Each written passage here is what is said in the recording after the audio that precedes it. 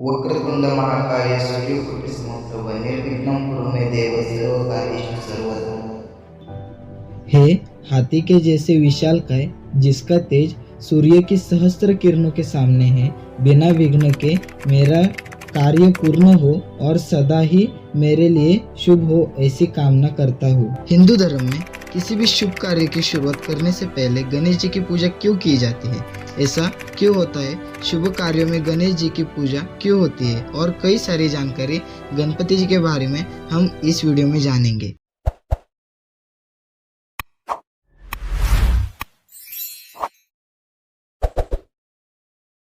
तो चलिए जानते हैं शिव पुराण के अनुसार। शिव पुराण के अनुसार एक बार सभी देवता भगवान शिव जी के पास यह समस्या लेकर पहुंचे कि प्रथम पूज्य किसे माना जाए, किस देवता को यह सम्मान प्राप्त हो। सोच विचार करने के बाद भगवान शिव जी ने कहा कि जो भी सबसे पहले पृथ्वी की 3 बार परिक्रमा करके कैलाश पर्वत मानसरोवर लौटेगा वही अग्र पूजा के योग्य होगा, यानी प्रथम उसे ही पूजा जाएगा और उसे ही देवताओं का अग्रणी माना जाएगा।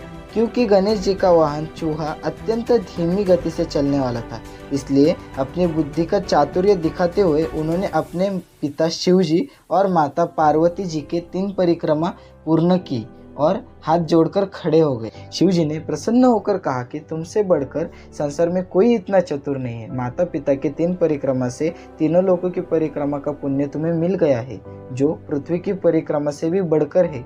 इसलिए मनुष्य कार्य के शुभारंभ से पहले तुम्हारा पूजन किया जाएगा, उससे कोई बाधा नहीं आएगी।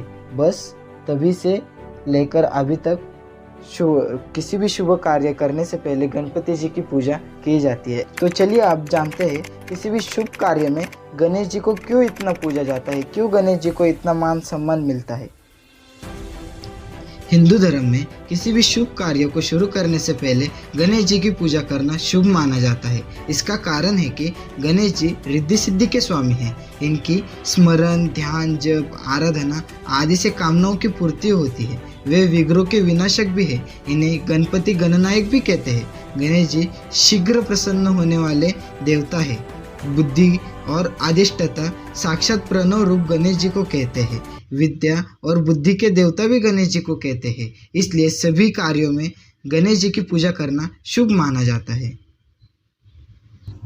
तो चलिए अभी जानते हैं कि गणेश जी को कैसे लगा हाथी का सर और क्या है उनके जन्म के पीछे की कहानी और उन्हें क्यों एकदंत कहते हैं। एक बार माँ पार्वती स्नान करने अंदर जा रही थी। उन्होंने गणपति जी को आदेश दिया कि तुम द्वार पर बैठ जाओ और किसी को भी अंदर मत आने देना। कुछ समय बाद शिव जी घर आए। उन्होंने गणेश जी से कहा मुझे पार्वती से मिलना है। इस पर गणेश जी ने मना कर दिया। शिव जी आगे बढ़ते हुए बोले बालक मुझे अंदर जाने दो। गणेश जी ने कहा खबरदार अगर कोई अंदर गया तो। शिव जी बहुत क्रोधित हो गए। हालांकि उनके वाहन नंदी जी ने उन्हें बहुत प्यार से समझाया, क्रोधित होकर भी समझाया, युद्ध की चुनौती देकर भी समझाया, लेकिन गणपति जी नहीं माने। इसी कारण शिव जी और गणेश जी में वाद विवाद का कारण बढ़ गया और उसी वाद विवाद ने युद्ध का रूप धारण कर लिया। इसी दौरान शिव जी ने अपना त्रिशूल निकाला और गणेश जी का सर धड़ से अलग कर दिया। माँ पार्वती को यह बात पता चली तो वे बाहर आकर रोने लगे। उन्होंने शिव जी से कहा कि आपने अपने ही बेटे का सर काट दिया। शिव जी ने पूछा यह हमारा बेटा कैसे हो सकता है। इसके बाद शिव जी को माँ पार्वती जी ने सब कहानी बताई। हालांकि माँ पार्वती भड़क जाती है और शिव जी पर गुस्सा करने लगती है, लेकिन शिव जी माँ पार्वती को मनाते हुए कहते हैं कि ठीक है मैं इसमें प्राण डाल दूंगा। शिव जी तुरंत अपने गणों से कहते हैं कि उत्तर दिशा में जाओ, वहां कोई भी प्राणी मिले उसका सर ले आओ। वे गण जंगल में जाते हैं और उन्हें भगवान इंद्र का हाथी ऐरावत मिलता है और वे उसका सर ले आते हैं। इसके बाद भगवान शिव जी गणेश जी के शरीर को वे सर जोड़ देते हैं और उसमें प्राण डाल के गणेश जी को पुनर्जीवित कर देते हैं।